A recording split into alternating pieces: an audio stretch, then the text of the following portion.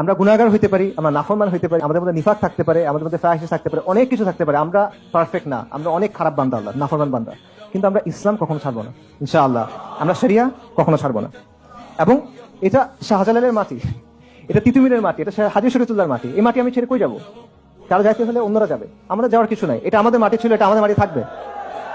এই জমিনে শত শত বছর ধরে মুসলিমদের শাসন ছিল, সমৃদ্ধ শাসন। একসময় বাংলা ছিল পুরো ওয়ার্ল্ডের একটা হাব। এবং আগ্রাসী শত্রু এবং শোষণের বিরুদ্ধে বারবার রক্ত দিছি আমরা।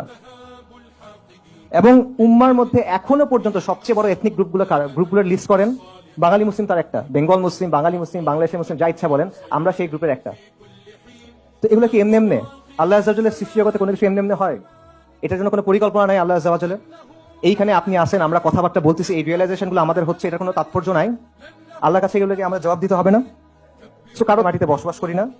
এবং এই দিন যেমন আমার, এই জমিনও আমার। এই দিন যেমন আমার, এই জমিনও আমার। আমার দিন, আমার জমিন, আমার দিন, আমার জমিন। আলাইসাল্লাহু বিআহকামিল হাকিমিন। তাকবীর, তাকবীর, তাকবীর। আল্লাহুম্মা সাল্লি ওয়া সাল্লিম আলা নাবিয়িনা মুহাম্মদ।